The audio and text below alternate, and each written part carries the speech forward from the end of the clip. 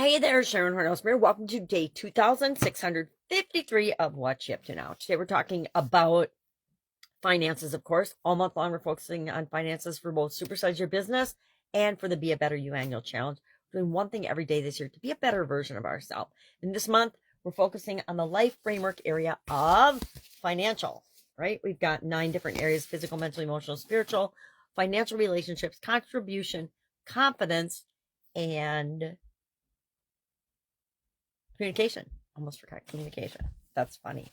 So today we're talking about one of my favorite exercises. I say this a lot because I've gotten to the point where every 30 days, depending on each area and aspect of our life, there are probably 5 to 10 different exercises that I cover every single month. They're that important that we ingrain them in our subconscious so that they're always at our fingertips. They're always at the ready when we can use them and apply them to make our lives better, or to make our businesses to better, or to make anything we want to make better in our life better.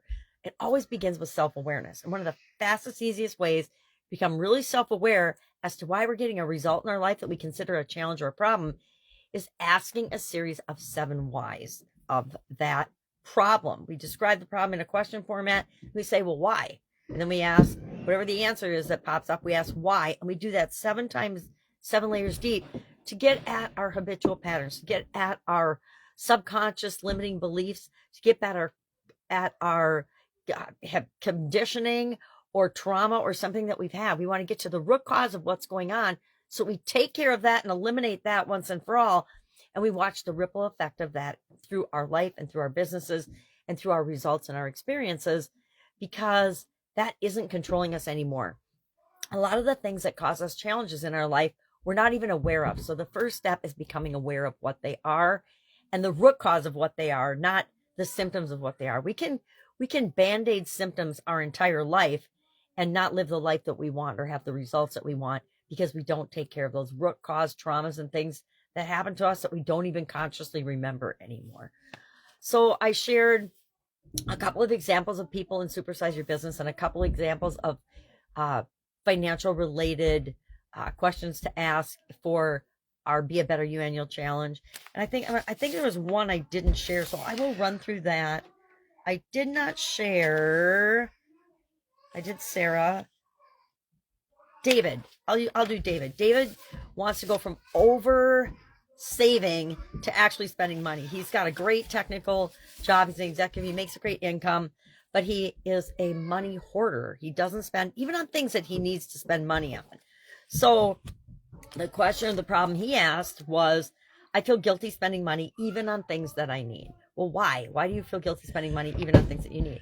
And his answer was, because I'm afraid to run out of money. Why are you afraid to run out of money? Because I've seen people suffer from poverty. Why have you seen people suffer from poverty? Because my parents lost everything during a recession. And then why did your parents lose everything during a recession? Because they didn't have a safety net or financial education.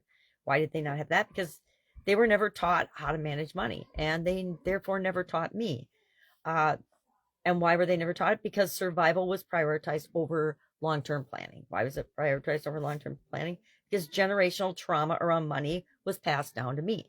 Okay, now I'm solving, instead of thinking that I feel guilty spending, I'm solving that generational poverty was the root cause of the hoarding of money and saving. And there's more effective ways of handling that than just never spending any money, right? Even on things that we need. So that's the breakthrough insight that David had. And that's what we're looking for when we do the 7Y exercise. What is the breakthrough root cause thing? Was it a trauma? Was it a childhood historical thing? Is it someone else's beliefs and experiences that were passed on to me, which is exactly the case here, that I now can say as an adult, oh my gosh, I've got X amount of dollars in savings. This is a 5-year nest egg cushion, so I could have something happen, and for 5 years I would still be okay. And that's a position that David finds himself in. So the believing that he's not going to be okay or he's going to run out of money is not true for him. It's certainly not true for him anymore. So he can actually spend money on things that he needs and wants and desires, and create the life that he really wants to live, not one of scarcity and lack even though he's got abundance, right? So how do we go about doing this? We look for a question, a financial question, and we ask ourselves that question. And then we ask ourselves why. And whatever pops into your head, write that down, and then ask why about that. Write that down.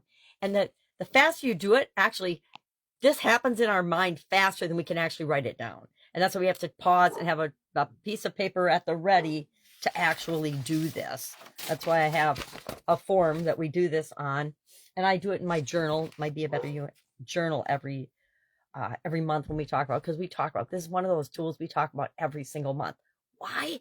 Because it's so freaking powerful. If you actually, in your life and your business, solve and figure out the root cause of things and deal with that versus all the little symptoms, you will be light years ahead of creating what you want in your life compared to anyone else. And we're not looking to compare ourselves to others. We're looking to create the life that we love and that we want.